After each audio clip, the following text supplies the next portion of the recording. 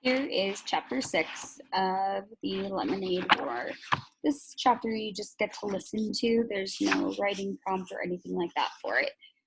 It's called underselling. And underselling is a verb, it's an action, pricing the same goods for less than the competition. Jesse knew that Evan was up to something. First of all, there were all those phone calls last night, at least 10 of them. Then he'd come knocking on her door this morning, asking if he could have the pieces of foam core she had leaning against her bedroom wall. No way, she'd answered. That's for my Labor Day display. Oh, give it up. Today's Thursday. The contest is on Monday, and you don't even have an idea, Evan said. I do too have an idea. I'm just not telling you. Jessie still didn't have a clue about her Labor Day project, but she wasn't going to give Evan the satisfaction of knowing that. Then how come you haven't done anything? Evan said, pointing at the blank foam core and the bags of untouched art supplies. You're supposed to have pictures and typed up information and a big title. It's supposed to be like a school report. Jessie scrunched her eyes and pursed her lips in a "you're such an idiot" look. Don't worry, it's going to be great, and it's going to win first prize. And anyway, Mom bought all those supplies for me, and I'm not giving anything to you. Jessie heard Evan mutter, "miser," just as she slammed the door in his face. And now 3 of Evan's friends were over, Paul, Jack, and Ryan, and all 3 had shown up with paper bags. And they were all in the garage making a lot of noise with a big "keep out" sign taped to the door. Not that Jessie would have gone in there anyway. Who cares what a bunch of boys are doing? But she wished Megan had invited her to come over before lunch instead of after. Jessie went into the kitchen to make a turkey sandwich. The boys had left a slimy mess of peanut butter, Doritos, and yes, sticky puddles of lemonade mix. Jessie quickly looked in the trash under the sink. There were 12 empty cans of frozen lemonade mix. 12! That was 96 cups worth of lemonade. 96 possible sales. Holy cow. Where had Evan gotten the lemonade? He hadn't gone to the store, and he didn't have any money anyway. Then Jessie remembered the paper bags that Paul, Ryan, and Jack had carried in. She bet the boys had all raided their freezers and brought over a stash. That didn't seem fair. She and Megan had to buy their lemonade today, using the money they'd made yesterday. How are they going to stay ahead of the game if the boys had free lemonade to sell? Think, Jessie, think, she whispered to herself. She couldn't let those boys win. By the time she finished her lunch and cleaned up her mess, she wasn't going to lift a finger to clean up the boys' mess. She had the beginning of a plan in her head, which is why she found it doubly confusing when she knocked on Megan's screen and Carly Brownell came to the door. Megan's screen and Carly Brownell, Jessie had been all ready to say, "I've got a great idea." But then there was Carly looking down at her like she was an earwig. An earwig are those long red bugs with the pinchers on their tails. They're really gross and not very cute. Is Megan home? Asked Jessie. Carly didn't open the screen door as she looked left and right behind Jessie. Where's Evan? Huh? Said Jessie.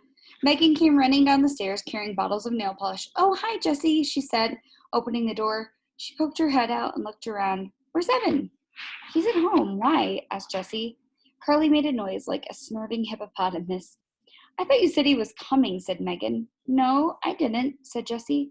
You said it would be fun to make a lemonade stand with all 3 of us, and I said, yeah, that would be fun. So didn't he want to? Asked Megan. I never asked him, said Jessie. Oh, I thought you were going to, said Megan. Then you should have said, hey, Jessie, ask Evan if he wants to make a lemonade stand tomorrow, and then I would have had to have asked him. This is exactly what drove Jessie crazy about girls. They always said things halfway and then expected you to get the other half. And Jessie never, ever got the other half. Carly gave Megan a look. Jessie wasn't positive what the look meant, but she was pretty sure it wasn't a nice one. That was the other thing that Jessie hated about girls. They were always giving looks that contained all kinds of strange and complicated messages. Last year, in 2nd grade, there had been 4 girls who were always exchanging looks with one another. Becky Baker, Lorelai's son, Andrea Hennessy, and Eileen Garrett. Jessie watched them and knew that Evan was right. They talked without words. They used their eyes to pass secret messages. She also knew that they didn't like her, but only because Evan had finally explained it to her over Christmas vacation. Jessie was surprised when he told her this. They laughed so much. How could they be mean? They were the four who started the club, the Wild Hot Jelly Beans Club, or as they called it, the WHJ Club. Becky was president, and she was always telling the others what to do. They made signs and paper buttons and membership cards. The teacher, Mrs. Soren, didn't usually allow clubs in the classroom, but she made an exception, telling the girls, "I'll let you wear your buttons in class, but only if you let all the other kids join, if they want to." By the end of the day, every kid in the class was wearing a WHJ button, even Jessie, who'd never belonged to a club before. It had seemed like Becky was being so nice to her. That should have been your first clue, Evans told Jessie later. Becky made extra buttons for Jessie and even helped tape them all over her shirt.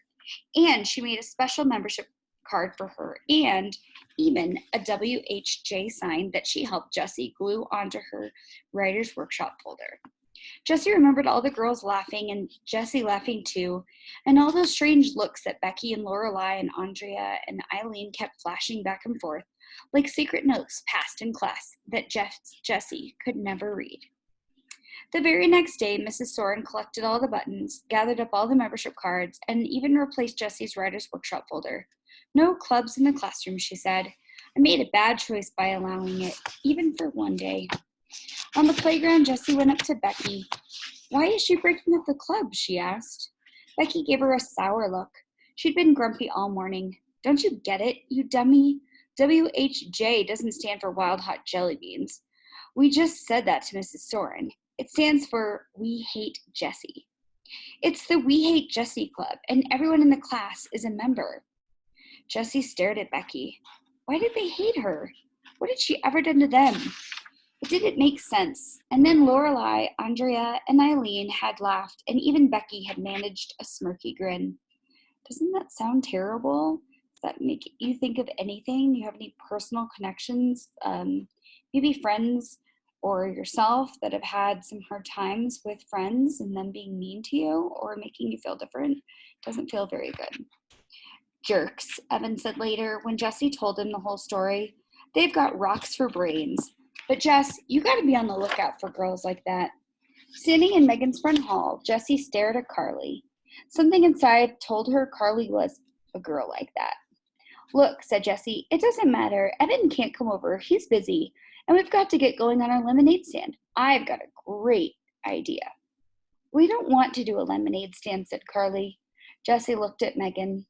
"It's just that," Megan fiddled with the bottles of nail polish in her hand, the same way she'd fiddled with her band bracelets the day before. "It's kind of hot, and we did the lemonade thing already. And now Carly is over, so, you know."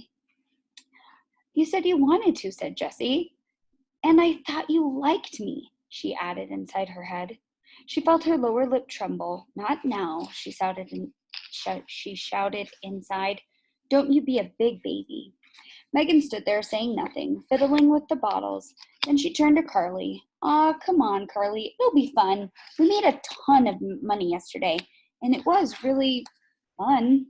Carly crossed her arms, tightened her lips, and raised one eyebrow. It was amazing how high she could raise that eyebrow. Jessie had never seen an eyebrow go that high.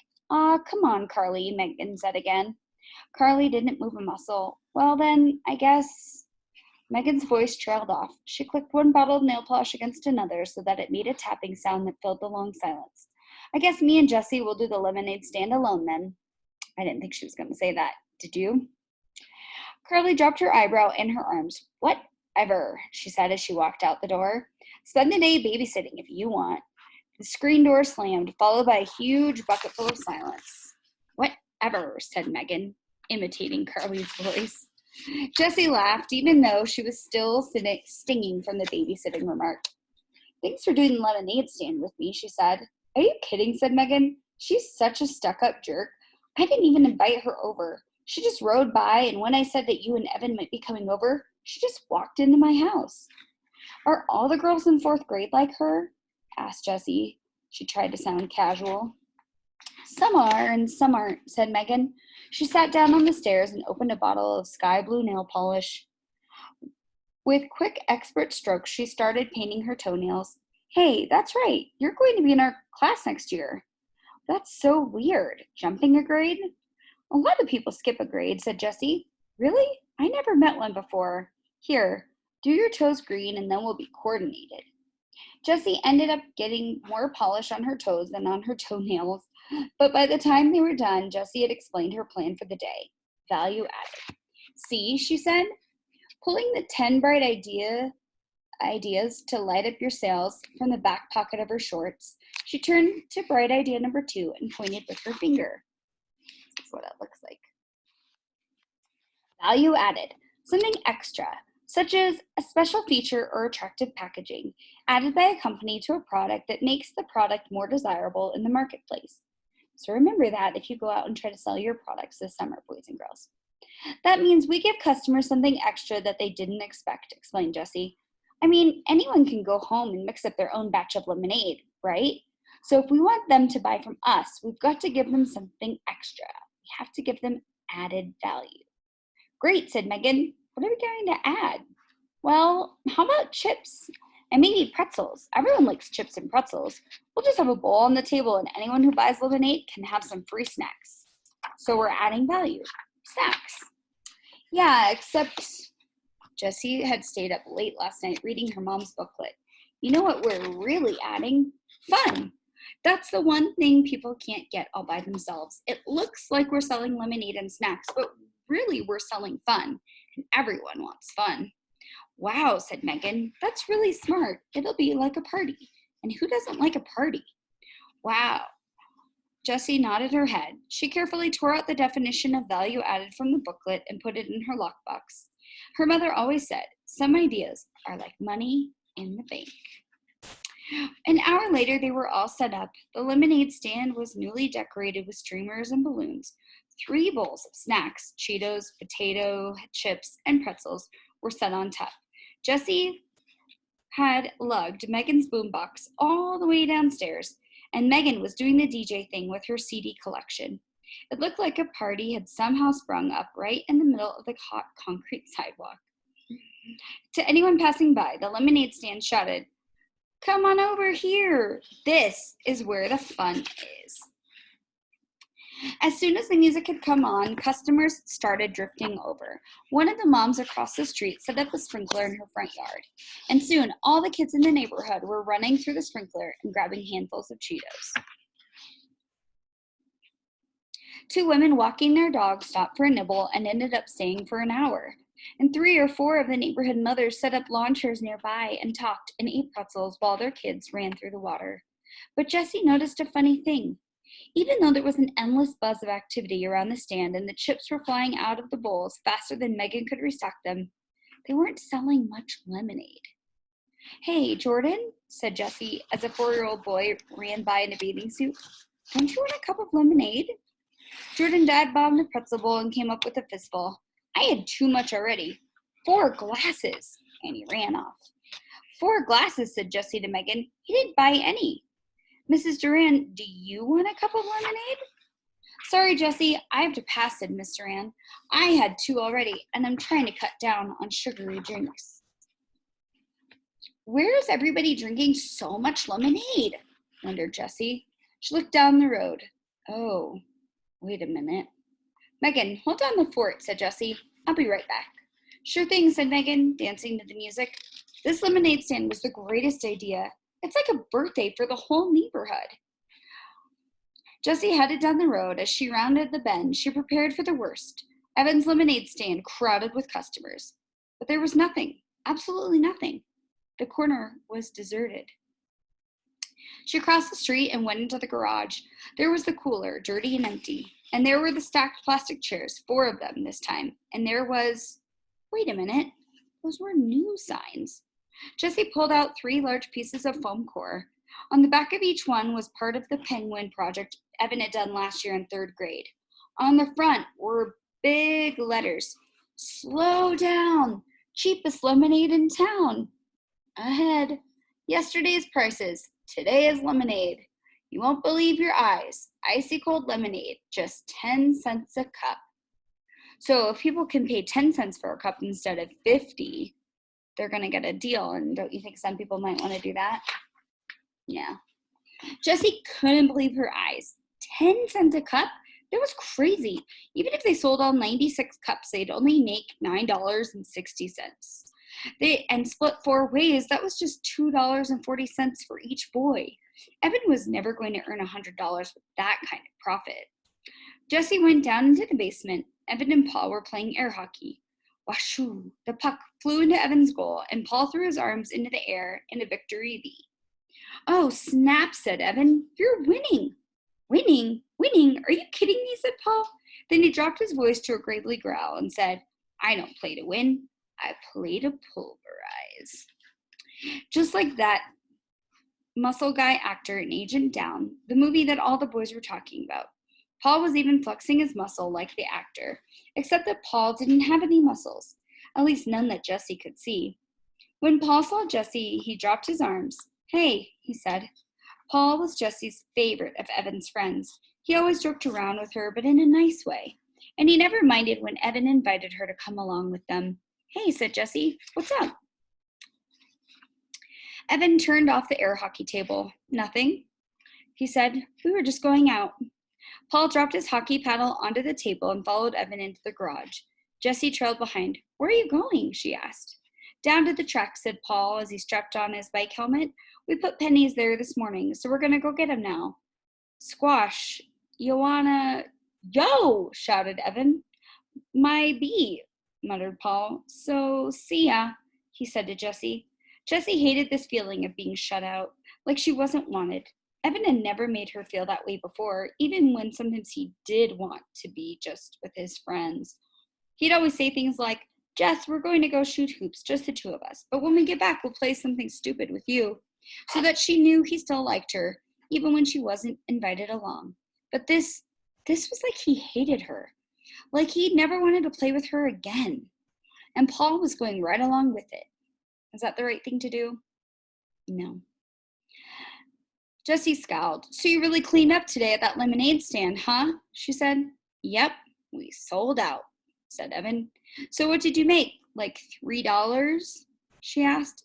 Actually, we made a ton. What was it, Paul? $45, said Paul. Jessie's mouth went slack. $45? There's no way, she said. Not at 10 cents a cup. Oh, just the little kids paid that, said Evan. The grown-ups gave us all way more. That's too cheap, they said. It's such a hot day, and you're working so hard. Here, take $1. Keep the change. It was crazy. Unreal, said Paul. They kept pushing all this money at us because they thought it was so sweet we were selling lemonade for a dime. We made a killing. Bright idea number 5. Jessie remembered it immediately. That's called goodwill, she said slowly, picturing the exact page from her mother's booklet with the definition on it. There it is. Goodwill, an intangible but recognized asset that results from making and selling good products, having good relationships with your customers and suppliers, and being well regarded in the community. It's when you do something nice in business and it ends up paying you back with money, she sighed. Why hadn't she thought of that? She would be sure to tear that definition out and put it in her lockbox when she got back to the lemonade stand. Well, whatever. We cleaned up, said Evan. Even so, said Jessie, trying to find some way to prove that Evan had not had a good day selling lemonade. You had 4 people working the stand, so if you split $45 4 ways, that's only $11.25 each, which is still way more than I'm going to make today, she thought, since the whole neighborhood had already filled up on cheap lemonade. We're not splitting, said Evan. The guy said I could keep it all. Right, said Paul. All for a good cause. That's not fair, said Jessie. Sure it is, said Evan as he got on his bike and pushed off. In case you didn't know, that's what it's like to have friends. Evan crossed the street. Ouch, said Paul. TTFN, Jess. That means ta-ta for now. He followed Evan. Jessie was left standing alone in the driveway.